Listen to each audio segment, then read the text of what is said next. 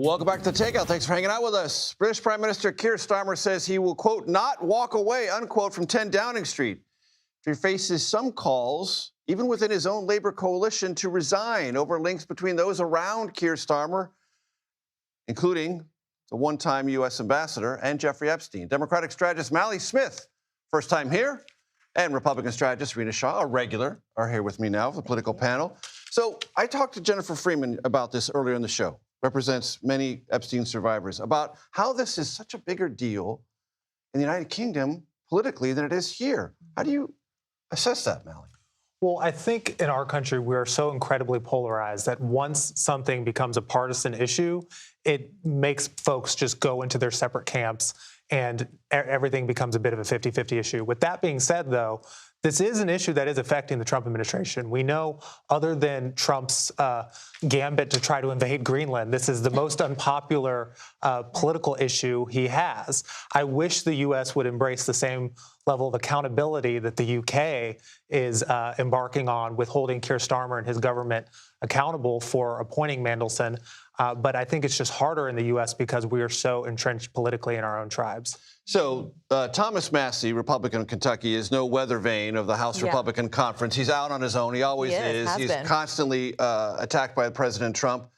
And he said this over the weekend about Commerce Secretary Howard Lutnick, whose name appears more than once in these newly released files. Let's listen.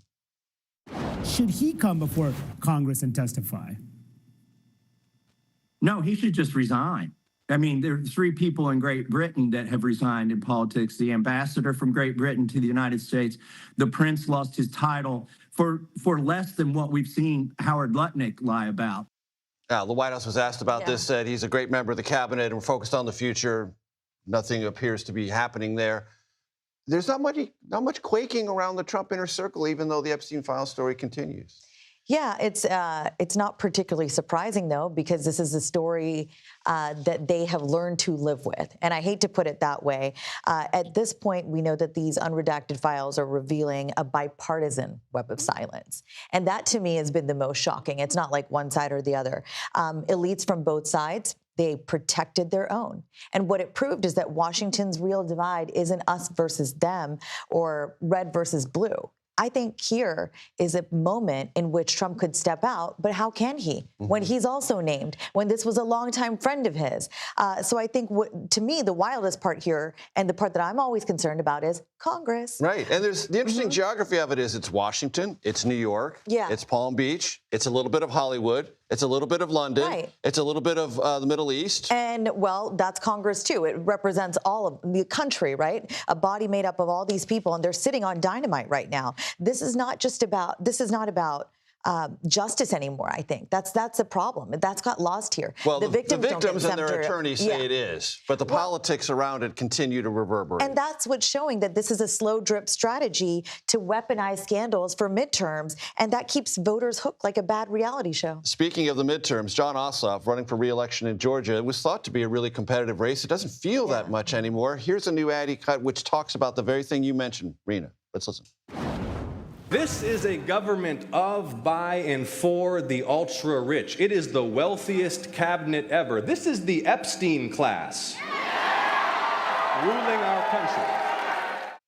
That's quite evidently not an ad. It's just a speech. But nevertheless, the message is the same. The message is the same. And Epstein, even though so much of what we focus on is the abhorrent sex crimes, he also was trading in favors and financial information. That's what brought down Mandelson. Mandelson himself is gay. It wasn't the fact that it was the girls. It was that he lied. Yeah, he lied, and that Epstein gave him or that he gave Epstein privileged information. And you see insiders trading with each other on information. Essentially, you had Epstein as Satan's concierge, just providing anything to these rich elites that they wanted, whether it was access, information, the ability to feel special and powerful. And I think Ossoff has really been able to connect two things that Americans care about: corruption and the economy. And being able to connect those two messages together, that these folks are trading and on their privilege while also hurting you economically, is a powerful message. Let's go to Texas really quick. New poll, University of Houston. Let's go to the Republicans first control room. It shows, according to their most recent data, margin of error about 4%. Ken Paxton leading 38%. Incumbent Senator John Cornyn 31%. Wesley Hunt 17%. That means Paxton's in the lead if this poll is correct, but not at 50%, which means there's a runoff. Sure. How do you evaluate that? Because Senate Republicans keep urging Trump to back Senator Cornyn, keep it in the Senate the way they expected. It doesn't look like that's trending that way. Turning Point USA this afternoon endorsed Paxton. Right. So I don't know what's going to shake out there because I think there's just so much bad blood between Cornyn and Trump that we don't really hear about. I can tell.